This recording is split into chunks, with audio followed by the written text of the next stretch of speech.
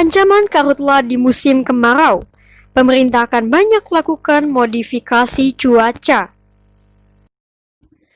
Bulog klaim stok beras nasional mencukupi kebutuhan hingga Desember. Pastikan tidak lakukan impor. Puluhan pengungsi etnis Rohingya yang terdampar di perairan Aceh diselamatkan TNI dan Basarnas.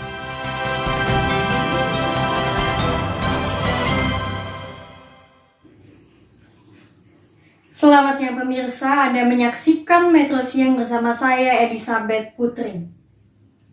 Pemirsa, modifikasi cuaca akan banyak dilakukan oleh pemerintah sebagai upaya pencegahan kebakaran hutan dan lahan di musim kemarau. Berdasarkan peristiwa sebelumnya, Menteri Lingkungan Hidup dan Kehutanan menyebutkan fase pertama kebakaran hutan telah dilewati pada bulan Maret-April dan fase kedua diprediksi pada bulan Juni hingga Agustus. Hal ini disampaikan Menteri Lingkungan Hidup dan Kehutanan Siti Nurbaya usai mengikuti rapat terbatas bersama Presiden Joko Widodo di Istana Presiden Jakarta pada Selasa pagi. Dikatakan oleh Siti Nurbaya, kementeriannya bersama pihak terkait telah mempelajari perilaku iklim dan hotspot atau titik panas api. Karhutla diprediksi akan meningkat pada minggu kedua Agustus hingga awal September. Untuk itu pemerintah akan banyak melakukan rekayasa hujan. Rekayasa hujan sudah dilakukan pada 13 Mei hingga 31 Mei 2020 di beberapa tempat di Sumatera. Rencana yang sama juga akan dilakukan di Pulau Kalimantan.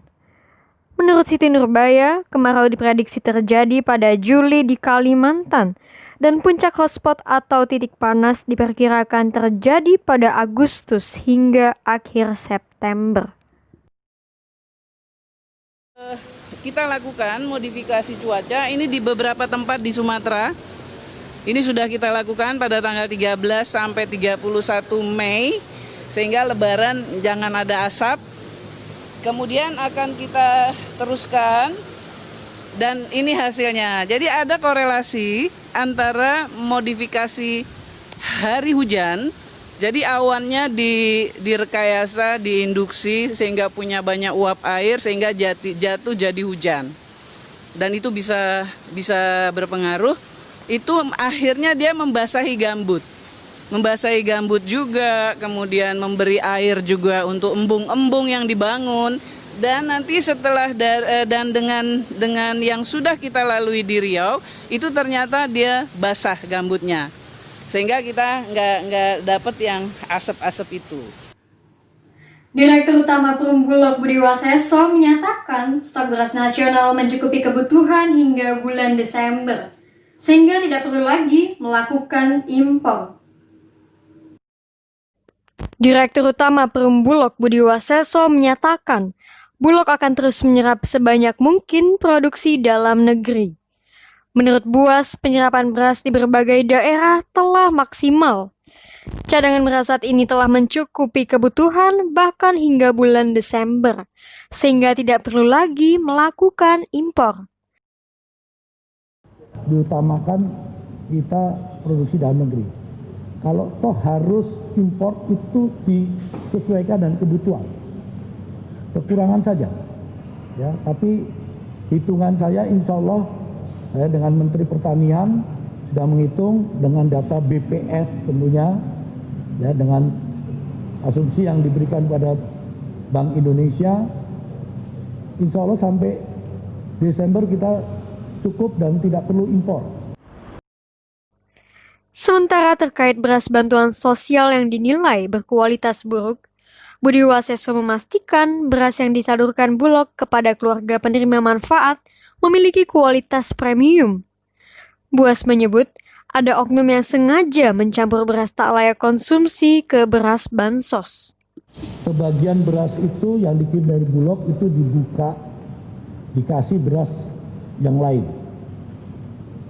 Ya, karena kita waktu itu drop di situ ada 112 karung, ya. Ternyata yang di situ yang ditemukan satu karung itu terus diviralkan. Berasnya bergumpal-gumpal, terus ada kutunya banyak. Tapi memang itu niatnya tidak baik ya. Tujuannya bukan ke Bulog saja tapi ke pemerintah. Ini sedang ditangani oleh kepolisian. Penyaluran beras bansos COVID-19 telah diselesaikan Bulog.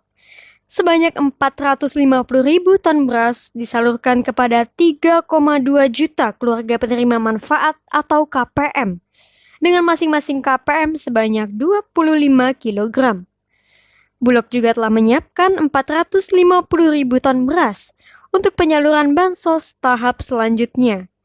Sehingga total beras yang disalurkan Bulog hingga Desember nanti mencapai 900.000 ton.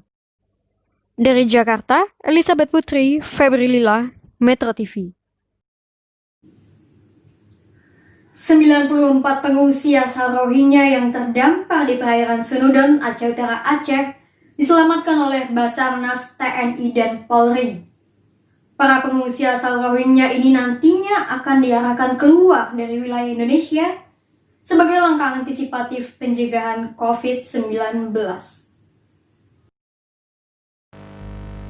21 Juni 2020, nelayan Aceh Utara melihat kapal yang membawa puluhan WNA akan tenggelam. Para nelayan kemudian melapor ke Panglima Laut setempat, selanjutnya diteruskan ke pihak Polsek. Dari data yang didapat, terdapat 94 WNA diduga etnis Rohingya, yang terdiri 15 orang laki-laki, 49 orang perempuan, dan 30 anak-anak. Setelah dievakuasi selama 3 jam lebih dari perairan Sunudon, kapal nelayan yang ditumpangi puluhan WNA etnis Rohingya ini tiba di pesisir Bayu, Aceh Utara. Namun, tidak langsung disandarkan guna mengantisipasi penyebaran COVID-19. Penolakan atas kedatangan para WNA ini dikarenakan sejumlah pertimbangan. Salah satunya adalah sebagai upaya menekan penyebaran COVID-19. Dari Kabupaten Aceh Utara, Selamat Abdullah melaporkan.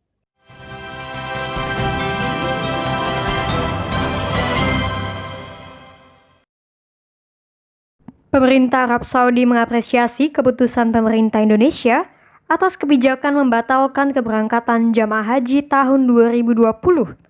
Apresiasi tersebut disampaikan langsung oleh Duta Besar Kerajaan Arab Saudi untuk Indonesia.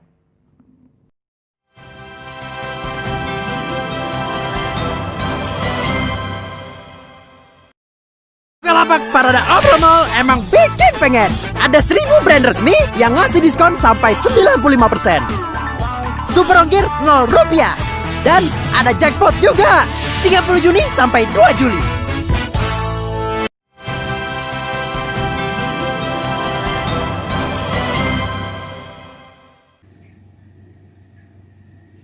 Pemirsa, informasi tadi sekaligus menutup perjumpaan kita hari ini di Metro Siang.